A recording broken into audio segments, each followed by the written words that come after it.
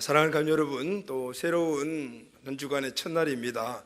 오늘 말씀으로 우리 함께 은혜 받고 또 이 말씀 우리 삶 안에 그대로 이루어지는 은혜가 넘치기를 예수님의 이름으로 축복합니다. 아멘. 지난 주일은 우리 함께 부활하신 예수님에 대해서 말씀을 나누었습니다. 부활하신 예수님은 처음 막달라 마리아를 찾아오셨고 만나 주셨습니다. 그리고 그 이후에 오늘 본문 말씀을 보게 되면은 40일 동안 이 땅에 계시면서 예수님이 살아계심을 많은 사람들에게 증거하셨다, 이렇게 기록을 하고 있습니다. 예수님은 부활하신 이후에 40일 동안 이 땅에 살아계시면서 많은 사람들에게 증거를 보여주시고 또 여러 일을 하셨습니다. 그 중에 몇몇 곳을 우리가 찾아보면 요한복음 20장을 보면 예수님이 부활하신 이후에도 제자들은 여전히 두려움 속에 있었습니다. 요한복음 20장 19절 상반절 말씀을 보면 이날 곧 안식 후 첫날 저녁 때에, 이날은 바로 예수님이 부활하신 날이죠. 그날이 언제냐면 안식 후 첫날, 유대인들이 지키는 안식일 다음 날, 지금 같으면 오늘이죠. 주일 저녁 때, 오늘 저녁 때, 이런 얘기예요. 예수님은 이미 부활하셨고 오늘 부활하신 그날 저녁 때 제자들이 유대인들을 두려워하여 모인 곳에 문을 닫았더니, 이렇게 기록을 하고 있습니다. 안식 후 첫날 저녁 때, 이미 예수님이 부활하신 그날 저녁 때입니다. 그런데 제자들은 두려움에 사로잡혀서 문을 꽁꽁 잠그고 그리고 방 안에서 그렇게 숨어 있었습니다. 그런데 여러분, 제자들은 이미 예수님이 살아나시다는 것도 알고 있었고 또 마리아는 이 예수님을 만나기도 했습니다. 그런데 불구하고 제자들은 여전히 두려움 속에 있었습니다. 그런데 그 두려움의 대상이 누구입니까? 19절 말씀을 보면 유대인들을 두려워하여, 이렇게 기록을 하고 있습니다. 유대인들이 두려워서 문을 꽁꽁 잠그고 그 안에 숨어 있었다, 그 말이죠. 그런데 여러분, 이 부활하신 예수님께서 바로 부활에 떨고 있는 제자들을 찾아오셨습니다. 할렐루야. 요한복음 20장 19절 하반절에서 20절 말씀 보면은 이렇게 기록이 되어 있습니다. 예수께서 오사 가운데 서서 이르시되 너희에게 평강이 있을지어다. 아버지께서 나를 보는 같이 나도 너희를 보내노라, 이렇게 말씀하셨습니다. 그리고 20절 22절을 보면은 그들을 향하여 숨을 내쉬며 이르시되 성령을 받으라, 이렇게 말씀하셨어요. 제자들은 예수님이 부활하신 것을 알고 있었지만은 유대인들로 인해서 두려움에 떨고 있었고 그리고 문을 꽁꽁 잠그고 그리고 숨어 있었습니다. 이 두려움에 떨고 있는 이 제자들에게 예수님께서 찾아오셨습니다. 여러분, 예수님이 여전히 부활하셨지만은 여전히 제자들은 불안 속에 있습니다. 왜 그렇습니까? 그 실질적인 대상은 유대인이지만은 그러나 이 땅은, 이 세상은 바로 두려움을 주는 존재가 여전히 지배하고 있기 때문입니다. 예수님이 부활하셨지만은 그러나 그 세상, 두려움이 있는 세상에 살고 있는 제자들은 두려워할 수밖에 없었던 것입니다. 여러분, 오늘 우리도 마찬가지입니다. 예수 믿고 구원받아 부활하신 예수님이 우리 안에 주로 계심에도 불구하고 우리는 이 세상이라는 항상 우리에게 두려움을 가져다주는 요소가 주가 된 이 세상에 살면서 두려움 속에 사로잡혀 있게 될 수가 있다는 것입니다. 그런데 여러분, 이 두려움 속에 있는 제자들을 예수님이 찾아오셨습니다. 그리고 그들에게 평강을 주셨습니다. 너희들은 세상에 살지만 두려워하지 마라. 내가 너희의 중심이 되고 주가 되면 세상에서 반드시 승리한다, 이렇게 말씀하셨어요. 그리고 그것을 끝난 것이 아니고 평강을 주신 것은 머물지 않고 사명도 주십니다. 아버지가 나를 보낸 같이 나도 너희를 보내노라. 두려워하지 말고 가거라. 어디로? 세상으로 가거라, 이렇게 말씀하셨습니다. 그리고 그 사명을 이룰 수 있는 능력도 함께 주셨습니다. 성령을 받으라, 이렇게 말씀하신 거죠. 성령의 능력을 그들에게 주신 것을 볼 수가 있습니다. 이렇게 예수님은 두려움 속에 있는 제자들을 찾아오셔서 그들에게 평강을 주셨고 그리고 또 평강을 회복한 그들에게 사명을 주셨고 그리고 사명을 이룰 수 있는 힘도 주셨습니다. 또 그리고 요한복음 21장을 보게 되면 부활하신 예수님은, 야, 이게 찡찡하는 거 좀 잡아줘. 자, 요한복음 21장을 보게 되면 부활하신 예수님은 갈릴리 호수로 베드로를 찾아오셨습니다.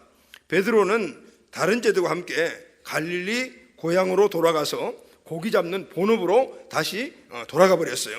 주님은 밤새도록 고기 한 마리 잡지 못한 이 베드로와 제자들을 위해서 조반을 준비해 놓으시고 제자들과 함께 그것을 드셨습니다. 그리고 다 드신 후에 베드로에게 질문을 합니다. 요한의 아들 시몬아, 내가 사랑하느냐? 그런데 무려 3번이나 질문을 했어요. 그리고 동일한 당부도 3번 아시죠? 내 양을 먹이라, 내 양을 먹이라, 이렇게 3번 당부하십니다. 주님은 이렇게 심하게 죄책감과 그리고 심하게 좌절감에 사로잡혀 있던 이 베드로를 회복시켜 주신 것입니다. 그리고 그게 머물지 않고 이전에 베드로에게 주던 그 사명을 다시 회복시켜 주셨어요. 베드로는 완전히 회복되었겠죠. 주님의 말씀을 듣고 주님이 나를 여전히 사랑하고 계시구나. 베드로가 주님을 배신했을 때는 주님은 나를 미워하실 거야, 이제 나를 버리셨을 거야, 이렇게 생각했습니다. 그러나 이제 주님이 찾아오셔서 사랑에 대한 부분들을 회복시켜 주시고 난 다음에 사명까지, 예전에 주셨던 그 사명까지 주셨기 때문에 베드로는 완전히 회복될 수가 있었습니다. 회복된 베드로는 사명을 붙잡고 다시 힘있게 일어났습니다. 부활하신 예수님은 이렇게 40일 동안 이거 외에도 여러 일들을 많이 하셨는데 이런 일들을 하신 것을 볼 수가 있습니다. 그런데 여러분, 오늘 우리가 읽은 이 본문 3절을 보게 되면 예수님이 이렇게 40일 동안 세상에 계시면서 여러 가지 일들을 많이 하셨는데 그 하신 모든 일들을 함축적으로 하나님의 나라의 일이라고 표현을 하고 있어요.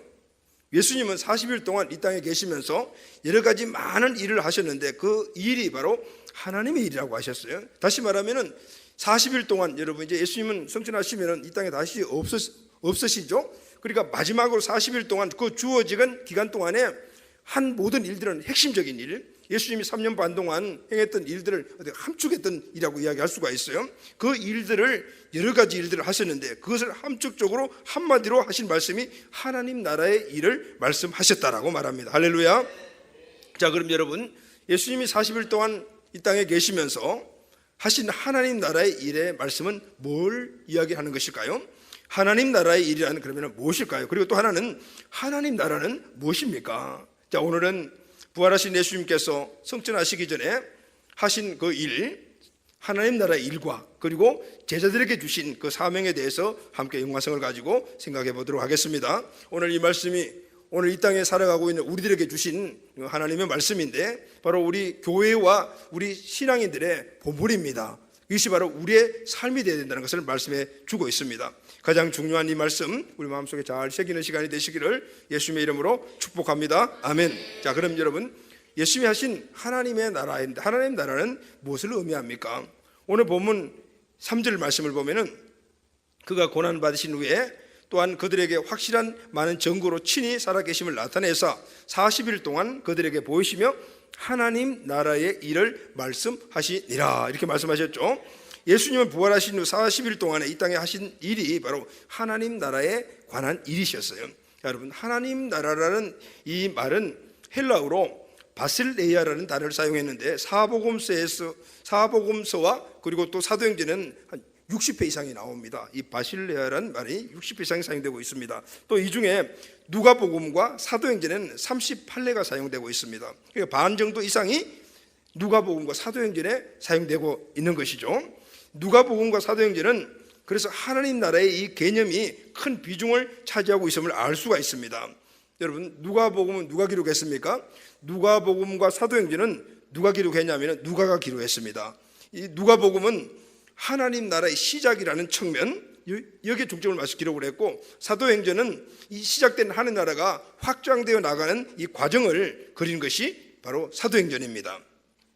여러분, 오늘 이 말씀은 누가복음뿐만 아니라 사복음서 전체가 하나님의 나라에 관한 시작, 그리고 이것을 뭉뚱그려 가지고 이것이 확장되어 나가는 과정이 바로 사도행전의 기록이다, 이렇게 생각하시면 됩니다. 그런데 여러분, 이 하나님의 나라는 그럼 누가 이야기했냐면은 누가가 제일 먼저 이야기한 것이 아닙니다.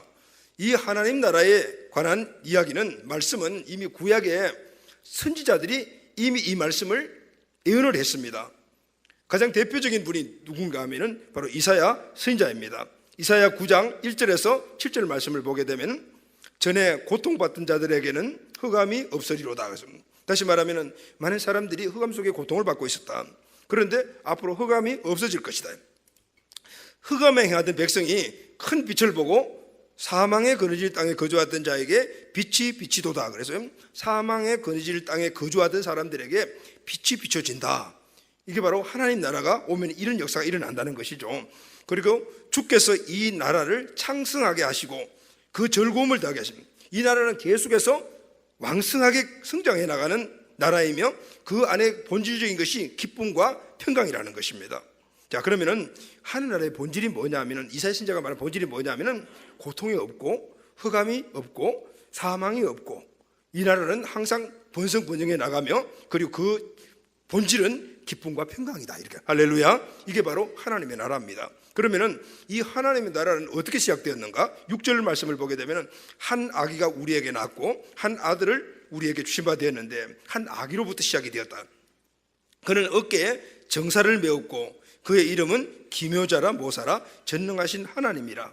기묘자라 모사라 아주 능력 있는 분들, 그리고 지혜가 넘치는 분, 이런 뜻이며 그분 자체가 뭐냐, 전능하신 하나님이라, 영존하신 아버지라, 평강의 왕이라 했으니 그 정사와 평강의 더함이 무궁하며 또 다윗의 왕자와 그의 나라를 굳게 세우고 지금 이후로 영원히 정의와 공의로 그것을 보존하실 것이다.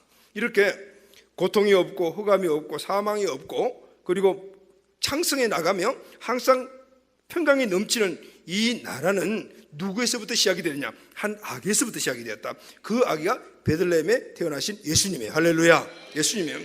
하나님의 나라는 바로 예수님이 인간의 몸을 입고 이 땅에 오심으로 말미암아 시작이 되었다, 시작된다라고 이사야 9장 1절 7절 말씀이 말씀하시고, 그리고 베들레헴에 오신 예수님을 통해서 그 예언하신 말씀이 시작이 된 것입니다. 자, 그럼 여러분, 하나님의 나라는 그러면 구체적으로 어떤 나라일까요? 그러면 어떻게 이루어지는가? 이제 오신 예수님을 통해서 시작이 되었는데 그러면 어떻게 이루어지는가? 예수님이 이제 공생의 사역을 하실 때 바리새인들이 예수님에게 이렇게 물었습니다. 누가복음 17장 20에서 21절 말씀을 보면은 바리새인들이 하나님의 나라가 어느 때에 임합니까? 라고 묻거늘 예수께서 대답하여 이르시되 하나님의 나라는 볼 수 있게 임하는 것이 아니요 또 여기 있다 저기 있다고도 못하리니 하나님의 나라는 너희 안에 있느니라. 그래서 할렐루야, 아멘. 바리새인들은 예수님에게 물었습니다. 예수님, 하나님 나라가 언제 우리에게 임하게 됩니까? 라고 물었습니다. 바리새인들은 지금 예수님에게 하나님 나라의 개념을 세상 나라의 개념으로 생각을 한 것입니다. 예수님이 이 땅에 오셔서 공생애를 시작하시면서 수많은 이적과 기사를 일으켰죠. 죽은 자도 살리시고 병자를 고치시고 여러 가지 이적과 기사를 일으켰을 때 이스라엘 백성들은 와, 이 사람이 지금 우리의 로마의 압제에 있는 우리들을 구원해 줄 사람이구나, 구약에 말한 그 메시아구나, 이렇게 생각을 했습니다. 그래서 예수님에게 지금 이 로마를 한 방에 탁 무너뜨리고 언제 우리 이 나라를 회복시켜 줍니까? 라고 그렇게 물었던 것입니다. 예수님에게 로마에게 뺏긴 이스라엘을 언제 회복시켜 주신가? 이렇게 물어본 것이죠. 그런데 여러분, 한 국가가 형성이 되고 한 나라가 형성이 되려면 세 가지가 갖춰져야 합니다. 첫째 뭡니까 여러분? 국토가 있어야 되죠. 땅이 있어야 돼요. 그리고 국민이 있어야 돼요. 그리고 또 하나는 주권과 통치권이 있어야 됩니다. 이것이 세 개가 갖춰졌을 때 진정한 나라가 되는 것이죠.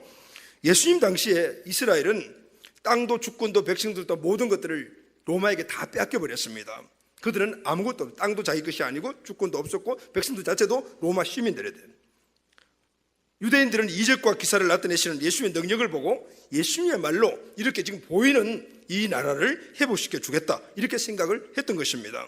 땅과 주권 모든 권리를 회복시켜 주실 것이다. 다시 말하면 이 사람들은 예전에 다윗이 통치했던 그 시대의 나라로 만들어 줄 것이다, 이렇게 생각을 했습니다. 그런데 여러분, 예수님의 생각과 말씀은 달랐습니다. 예수님은 이렇게 말씀하셨습니다. 하나님의 나라는 볼 수 있는 나라가 아니다. 하나님의 나라는 너희 안에 이루어지는 것이다. 할렐루야. 하나님의 나라는 보이는 나라가 아니고 너희 안에 이루어지는 보이지 않는 영적 나라다. 다시 말하면 하나님의 나라는 하나님의 통치가 이루어지는 곳이다, 이렇게 말씀합니다. 할렐루야. 세상의 나라가 형성되려면 세 가지가 갖춰야 되지만은 하나님의 나라는 하나님의 통치가 이루어지는 곳이 바로 하나님의 나라입니다. 할렐루야. 하나님의 나라가 너희 안에 임하였다는 것은 너희 안에 하나님의 통치가 시작되었다라는, 그 통치가 시작된 너희 심령이 바로 하나님의 나라다, 이 말씀. 할렐루야. 그 통치를 받은 자가 살아가는 모든 삶의 환경 안에 통치를 오게 하기 때문에 하나님 나라가 이루어지는 거예요. 하나님의 나라는 예수님을 통해서 이 땅에 오게 되었고, 그리고 지금도 예수 믿는 사람들을 통해서 하나님 나라가 계속해서 이루어져 가고 있고, 그리고 또 예수님이 오실 때 영원한 하나님 나라가 이루어집니다. 할렐루야. 자, 예수님은 하나님의 나라를 이루시기 위해서 그래서 이 땅에 오신 분입니다. 하나님의 통치가 모든 사람 가운데서 이루기 위하여 예수님이 이 땅에 오신 겁니다. 이것은 예수님의 뜻이 아니고 하나님 아버지의 뜻이었어요. 그리고 하나님 아버지의 간절한 소망이었습니다. 하나님의 소망은 이 땅의 모든 사람들이 하나님의 통치를 받는 겁니다. 할렐루야. 이 말은 하나님의 통치 안에 있는 하늘의 복을 누리기를 원하신다라는 말입니다. 이것은 하나님이 인간을 창조하신 본래의 목적이었습니다. 여러분, 하나님은 인간을 왜 창조하셨습니까? 첫째는 하나님과 함께 하기 위하여, 할렐루야. 그리고 하나님 주신 축복을 그들이 누리게 하는 것을 함께 보기 위하여 이렇게 하나님이 인간을 창조하신 거예요. 그런데 여러분, 하나님이 창조한 인간은 하나님의 이 뜻을 저버려 버렸습니다. 하나님께 범죄함으로 이 축복을 마귀에게 빼앗겨 버렸습니다. 이때부터 사람들은 세상의 왕인 마귀의 통치를 받게 되었습니다. 죄의 노예가 되어 흑암 가운데 소망 없이 살아가는 존재들이 된 것입니다. 그러나 하나님은 이 범죄한 인간들을 포기하지 않았습니다. 왜냐하면 하나님은 인간을 창조하신 목적이 하나님과 함께 하시고 그들에게 복을 주시기 위하여 창조하셨기 때문에, 그래서 하나님은 인간들을 지극히 사랑하시기 때문에 포기할 수가 없었던 겁니다. 제자들의 사명은 바로 이 하나님의 나라를 전하여 그곳에 하나님의 통치가 오게 하며 하나님의 축복이 그곳에 임하게 하는 것입니다. 할렐루야. 한 영혼을 복음의 능력으로 구원하면 그 마음 안에 하나님의 통치가 시작이 됩니다. 그러면 그때부터 이 사람은 영육의 복을 누리게 되는 것입니다. 이 사람이 바로 제자입니다. 제자를 다른 말로 하게 되면 킹덤 빌더라고 이야기할 수가 있습니다. 이 세상에 하나님의 나라를 세우는 존재가 바로 하나님의 예수님의 제자들인 것입니다. 그래서 계속해서 이 제자들이 제자가 되고 또 제자가 됨으로 말미암아 하나님 나라는 확장되어 가는 겁니다. 하나님의 축복도 확장되어 가는 것입니다. 그래서 예수님은 성천하시기 전 40일, 금쪽 같은 시간이죠. 40일밖에 이 땅에 존재하지 못하시니까 그때 다른 것보다는 우선적으로 하나님의 일, 하나님 나라의 일을 계속해서 말씀하시고, 그리고 마지막으로는 제자들에게 이 하나님의 나라를 확장시켜 나가는 것을 그들의 삶의 사명으로 주신 겁니다. 할렐루야. 이것이 바로 하나님 나라가 어떻게 하여 온 세상에 선포되고 전파되어야 되는 것을 우리에게 말씀해 주고 있습니다. 그래서 여러분, 오늘 우리는 제자의 삶이라는 것은 바로 하나님의 축복을 전하는 자들입니다. 교회 사명은 바로 이 제자들을 양성하여서 계속해서 끊임없이 하나님의 축복이 온 열방까지 흘러가게 만드는 것입니다. 그래서 여러분, 오늘 이 사명과 비전은 우리들의 사명이요 교회의 사명인 줄로 믿습니다. 아멘. 자, 그러면 여러분, 하나님 나라, 이 하나님의 통치가 오게 하는 이 하나님 나라를 확장시켜 나가는 방법이 뭘까요? 예수님이 이 땅에 오셔서 하나님 나라를 시작을 하셨는데 시작하고 마신 것이 아니고 이 하나님 나라를 계속해서 온 땅까지 확장시켜 나가야 되는데, 그것을 하시기 위해서 예수님이 하신 방법이 무엇인가 하는 것입니다. 하나님 나라, 하나님의 통치를 오게 하는 예수님의 방법은 예수님의 사역과 그분의 하신 말씀을 통해서 우리가 알 수가 있습니다. 자, 세 가지로 우리가 한번 생각할 수가 있어요. 첫째, 마가복음 16장 15절 말씀을 보면은 예수님이 제자들에게 이렇게 말씀하셨습니다. 너희는 온 천하에 다니며 만민에게 복음을 전파하라. 할렐루야. 첫째는 복음 전파입니다. 두 번째는 사도행전 1장 18절, 이 복음 전파를 그러면 어떻게 해야 되냐면 오직 성령이 너에게 임하시면 성령을 받고 예루살렘과 온 유대와 사마리아 땅끝까지로 증인이 되어라. 복음 전파를 내가 사는 곳에만 끝나는 것이 아니고 예루살렘, 유대, 사마리아 땅끝까지, 다시 말하게 되면 우리 교회의 표 보면 지역과 민족과 열방이죠. 나아가서 이 복음을 전파하라. 그리고 복음을 전파해서 하나님의 통치가 그 영혼에게 오게 한 이후에 신자로서 머물게 하지 말고 마태복음 28장 18절 20절 말씀 보면 예수께서 나와 말씀하시되 하늘과 땅의 모든 권세를 내게 주시니 그럼 너희는 가서 모든 민족을 제자 삼으라. 그래서 할렐루야, 제자를 삼아야 됩니다. 하나님의 통치 안에서 번성번영의 축복을 누리는 존재로만 아니고 이제는 제자가 되어서 나아가서 다른 사람들에게 이 번성번영의 축복을, 하나님의 통치를 전하는 자가 되어라 하면, 이것이 바로 예수님께서 하나님의 뜻인 하나님의 축복을, 하나님의 나라를 온 땅끝까지 전파하게 만드는 방법이다 그 말이에요. 할렐루야. 너희는 땅끝까지 가라, 증인이 되어라. 모든 민족을 제자 삼으라. 이것이 하나님 나라에 확장시켜 나가는 방법인데, 오늘 이 방법을 받은 사람들은 이것이 바로 사명이 되는 것입니다. 이것이 하나님 나라에 확장시켜 나가는 방법과 사명이다. 원래 이것은 예수님의 사명이었습니다.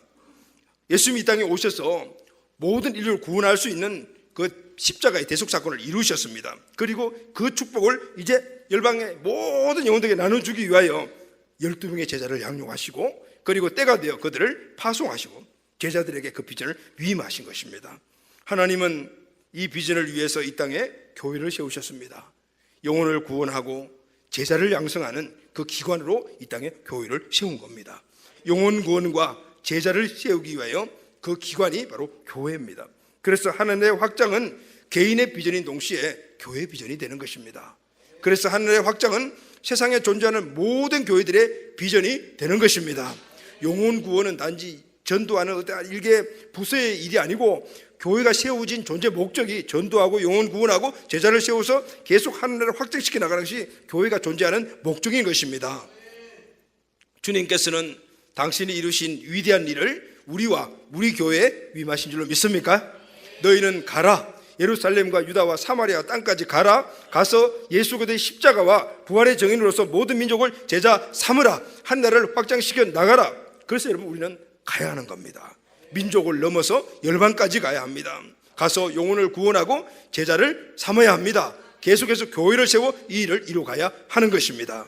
여러분, 이 말씀을 조금 더 구체적으로 이야기하면 마태복음 28장 19절 상반절에 보면 너희는 가서라고 했죠. 너희는 가라 했습니다. 이 명령은 예수님이 이 땅에서 마지막으로 하신 유언과 같은 말씀입니다.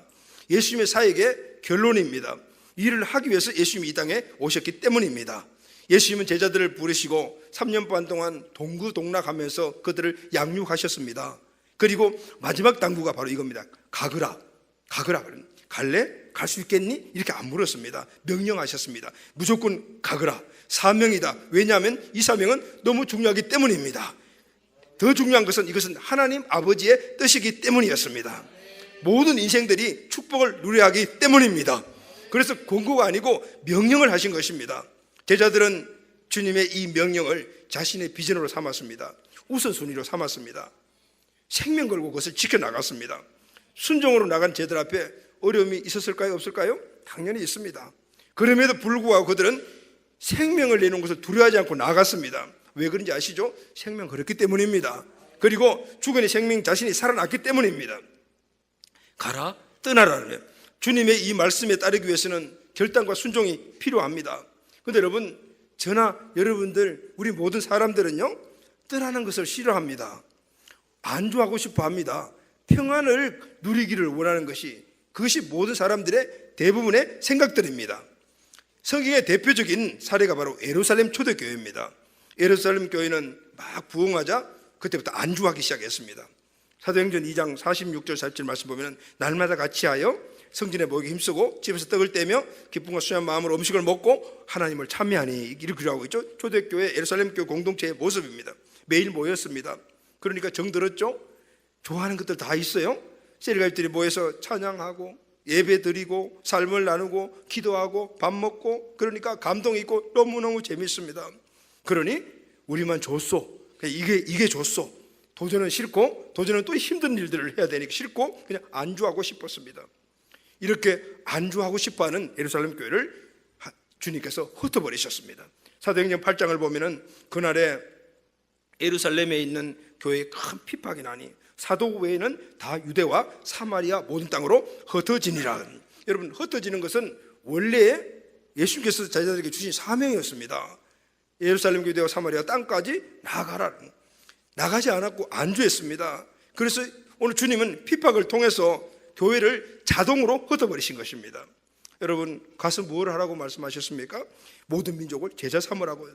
모든 민족이라는 말은 인종과 국경과 사상을 뛰어넘으라는 겁니다. 간혹 이런 말씀을 하시는 분이 있습니다. 아직 우리나라에도 전도할 사람들이 얼마나 많은데 꼭 외국까지 가서 전도해야 합니까? 여러분, 해야 합니다. 왜냐하면 하늘과 땅의 모든 권세를 가지신 그분이 우리에게 명령하셨기 때문입니다. 하나님의 뜻은 만국 만민이 다 복음 듣고 구원받기를 원하십니다. 복음을 들을 때 그들 안에 하나님의 통치가 이루어지고 그 통치는 하나님의 뜻이고 그것은 바로 하늘의 복이기 때문에 그래서 모든 만국 만민이 다 하나님의 나라의 통치를 받고 하나님 주시는 축복을 누리기를 원하시는 거예요.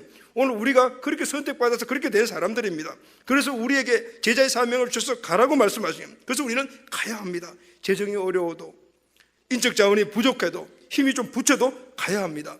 근데 여러분 힘이 들지 않습니까? 그럼 뭘 믿고 갑니까? 그래서 주님 말씀하셨습니다. 내가 세상 끝날까지 너희와 항상 함께 있으리라. 아멘.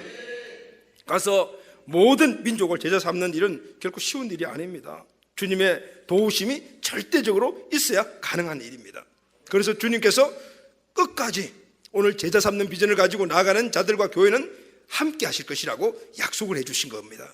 내가 세상 끝날까지 너희와 항상 함께 있으리라. 아멘. 그러나 여러분 이 주님의 동행은 주님의 비전을 품고 있다고 해서 바로 이루어지는 것이 아닙니다. 비전을 품고 나갈 때 주님이 동행해 주십니다. 우리가 주님의 비전을 품고 나가면 그때부터 주님의 동행이 시작됩니다. 여러분 시작하면 함께 하시고 도와주시고 채워주십니다. 왜냐하면 이 일은 주님의 일이기 때문입니다. 여러분 우리는 정말 배짱 있게 사명을 감당해야 합니다. 왜냐하면 땅끝까지 복음을 전하는 일은 오늘 우리 계신 축복이지만은 하나님의 일입니다. 그래서 하나님이 그 일을 이루어 주셔야 합니다. 할렐루야. 그래서 우리는 그 일을 감당하기 위해서 결단하고 나가면은 하나님이 책임져 주십니다. 시작하면 함께 하시고 도와주시고 채워 주십니다. 하나님의 일이기 때문입니다. 주님은 우리의 손과 발을 사용하여 주님이 일을 이루시기를 원하시는 것입니다. 그래서 우리는 두려워하지 말고 가야 합니다. 달려가야 합니다. 할렐루야. 마지막으로 세 번째, 여러분 이 위대한 사명은 온 인류에게 주신 하나님의 가장 큰 축복입니다. 이 위대한 사명 안에는 위대한 축복이 들어 있습니다. 그래서 주님께서는 이 사명을 바로 축복이라고 말씀하신 것입니다. 주님의 위대한 명령은 곧 모든 인류에게 주신 축복인데 그것이 바로 사명입니다. 여러분 이 축복이 꼭 이루어져야 하기 때문에 그것을 사명으로 주신 겁니다. 하나님의 나라가 이루어지면 하나님의 통치가 시작됩니다. 할렐루야. 그때부터 하나님의 뜻이 이루어집니다. 하나님의 뜻이 뭘까요, 여러분? 하나님의 뜻은 하나님이 갖고 계시는 가치입니다. 가치는 여러분 우선순위입니다. 하나님이 그러면 가장 우선순위로 생각하는 것, 가장 고귀한 가치가 뭘까요? 하나님이 갖고 계신 그 비전은 뭘까요? 그것은 하나님이 주신 복을 모든 사람들이 누리는 겁니다. 할렐루야. 그 복이 하나님의 통치 안에서 이루어지는 것이기 때문에 그 통치가 모든 피조물들에게 흘러가기를 원하시는 겁니다. 그럼 여러분 하나님이 우리 모든 인류들의 인간들에게 주신 그 지구안 꼭 주시고자 원하는 축복이 뭘까요? 그것은 하나님이 인간을 창조하신 목적을 보면 알 수가 있습니다. 하나님이 사람을 만드시고 창세기 1장 28절에 하나님이 그들에게 뭘요? 하나님이 인간을 만드시고 그들에게 제일 먼저 하신 일이 뭐냐면 복을 주시며, 할렐루야, 복을 주셨어요. 그 땅끝까지 나가서 복음 전하라 이런 말이 아니고 하나님이 인간을 처음 만드시고 난 다음에 너희들은 매일 나한테 예배해라 이런 말씀하지 않았어요. 맨날 뭐 흥물들에 헌신해 이런 말씀하지 않았어요. 하나님은 인간을 만드시고 제일 첫 번째 하신 일이 뭐냐면 그들에게 복을 주시며 했어요. 그런데 여러분 그 복이 무슨 복이냐면은 하나님이 그들에게, 이 그들이 누굽니까? 아담과 하와입니다. 근데 여러분 놀라운 사실은요, 하나님의 이 축복은요 가족들에게 주셨습니다. 할렐루야. 가정에 주셨어요. 한 개인에게 주신 것이 아니에요. 그래서 여러분 하나님의 축복은 바로 가정에서 흘러가는 복입니다. 아멘. 하나님이 그들에게, 아담과 하와 이 가족에게 무슨 복을 주냐면 생육하고 번성하여 땅에 충만하라, 땅을 정복하라, 바다의 물고기와 하늘의 새와 땅에 움직이는 모든 생물을 다스리라 하시니라. 할렐루야. 다스리라는 축복이에요. 생육, 번성, 충만, 정복하여 그 모든 것들을 통치하는 축복. 하나님이 통치권을 인간에게 위임하신 거예요. 여러분 오늘 우리는 온 세상 우주 만물 피조물을 다스리는 통치권의 축복을 받으신 줄로 믿습니까? 근데 여러분 누구를 다스리고 있습니까? 여러분 누구를 다스리고 있어요? 지난번 제자대학 시간에 오늘 이 말씀을 선포하고 나누는데 어떤 우리 청년 하나가 이런 이야기를 했어요. 나는 깊은 뜻을 깨달았습니다. 무슨 뜻을 깨달았니? 나는 통치하는 것은 우리 집에 강아지만 통치하는 줄 알았대요. 무슨 말인지 잘 감이 안 오시네? 강아지만, 자기 집에 있는 강아지만 내가 통치하는 줄 알았는데 오늘 이 말씀을 깊이 깨닫고 보니까 우주 모든 만물을 내가 다 통치할 수 있는 그런 능력이 권위가 내한테 있네요 했더라. 여러분 맞습니다. 겨우 집에 있는 애완용견 강아지만 통치하는 그런 통치권이 아니고 이 우주 만물의 모든 것들을 통치할 수 있는 통치권의 축복을 우리에게 주신 줄로 믿습니까? 하나님이 창조하신 우주 만물을 바로 우리들에게 그걸 위임해 주신 거예요. 통치하라고 위임해 줘요. 번성 번영 그리고 또 모든 걸 충만함으로 말미암아 거기에 그 모든 것들이 다스릴 축복을 우리에게 주셨다고 말해요. 바로 이 말씀을 요약을 하게 되면 번성과 번영의 축복을 주셨다. 할렐루야. 하나님은 인간을 만드시고 인간들에게 하나님의 대리라서 이 만물을 다스려주는 통치권을 주신 거예요. 그래서 아담을 불러가지고 하나님이 만드신 모든 그 만물들을 다 이름을 짓게 만드시다. 통치권을 그렇게 주신 거예요.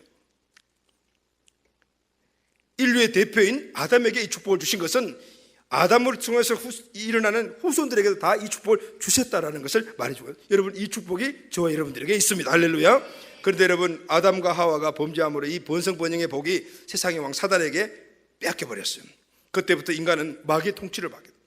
하나님 주시는 복에서 멀어져 버렸어요. 마귀가 이끄는 영원한 멸망의 길에 들어서게 되었습니다. 그러나 하나님은 절대로 포기하지 않으십니다. 왜냐하면 우리 인간들을 만드신 창조의 목적이 바로 함께 이 복을 주시고 누리고 원하는 것, 누리고 살아가기를 원하시는 것이기 때문이었습니다. 하나님은 모든 민족을 그래서 구원하시기 위하여 이스라엘이라는 나라를 제사장의 나라로 선택하셨어요. 그래서 이 이스라엘을 통해 가지고 이 세상의 모든 나라들을 하나님 나라로 이끌어가게 되는 중보자 역할을 감당하는 제사장의 나라로 삼으신 것입니다. 그런데 여러분 이스라엘이 이렇게 하나님께 초집중돼 하나님 관심이 초점된 이유가 바로 제사장의 나라의 사명을 감당하라고 그렇게 하나님 선택하셨는데, 그런데 이스라엘은 이 하나님의 마음을 이해하지 못했습니다. 선민의식에 사로잡혀서 이방 나라에 대해서는 전혀 관심이 없었습니다. 그래서 하나님은 완전한 모든 인류의 구원 계획을, 실패할 수 없는 구원 계획을 이루시기 위해서 바로 예수님을 오늘 이 땅에 보내주신 겁니다. 할렐루야. 아멘. 그것은 예수님을 통하여 모든 민족이 구원을 받는 겁니다. 예수님 안에서 아브라함의 복이 영적 이스라엘인 이방인에도 흘러가게 되는 겁니다. 여러분 하나님의 축복은요, 하나님 주신 그 축복을 마다하면 그 축복은 딴 데로 옮겨가는 거죠. 이스라엘에게 주신 이 중보자의 이 축복은 이스라엘이 그 뜻을 저버렸기 때문에 결국은 이 축복이 어디로 갔냐면 모든 이방인들에게 흘러간 거예요. 여러분 우리에게 주신 가정의 축복의 돛대, 우리 교회에 주신 축복의 돛대 꼭 붙잡으시기를 주의 이름으로 축원합니다. 그래서 이방인들에게 이 아브라함 복이 영적 이스라엘 이방인들이 흘러가게 된 것입니다. 갈라디아서 3장 13절 14절 말씀 보면 그리스도께서 우리를 위하여 저주를 받은 바 되사 율법의 저주에서 우리를 속량하셨으니 기록된 바 나무에 달린 자마다 저주 아래 있는 자라 하였습니다. 이런 그리스도 예수 안에서 아브라함의 복이 이방인에게 미치게 하고 또 우리로 하여금 믿음으로 말미암아 성령의 약속을 받게 하려 하심이니라. 이방인들이 예수를 믿음으로 예수 안에 있는 아브라함의 복을 누리게 되었습니다. 할렐루야. 그래서 예수를 구원자와 주인을 믿고 그리고 그분이 내 인생의 통치권을 행사하게 되고 그리고 그렇게 되면 그분과 동행하게 되면 이때부터 내가 개인이 하나님 주시는 이 번성번영의 축복을 누리는 복받은 자가 되는, 그러면은 가족이 복을 받고 우리 가문이 복을 받고 그리고 민족과 열방이 생육 번성 충만 정복 다스리는 이 복을 누리게 되는 겁니다. 할렐루야. 예수님은 에덴에서 잃어버렸던 영원한 생명과 함께 아브라함의 복을 땅끝까지 전하기 위하여서 평생 12명의 제자를 삼으신 것입니다. 그리고 그들에게 예수님 안에 있는 이 아브라함의 복을 땅끝까지 나가서 모든 민족에게 전하라고 말씀하신 것입니다. 그래서 여러분 사명이 축복입니다. 복음의 능력으로 영원히 구원받으면 하나님의 나라가 그 사람 가운데 임합니다. 하나님의 통치가 시작이 됩니다. 하나님의 축복도 함께 시작되는 줄로 믿습니다. 이렇게 통치함을 받는 사람을 성경은 제자라고 말합니다. 이 제자가 열방과 민족으로 나아가서 다시 영혼을 구원하고 그에게 통치권이 오도록 만들어주고 그를 다시 제자로 세워서 그 사람이 또 나가서 또 영혼을 구원하고 제자로 세워주고 이것이 계속해서 확장되어 나감으로 말미암아 하나님의 나라는 온 열방까지 확장되어 나가는 겁니다. 할렐루야.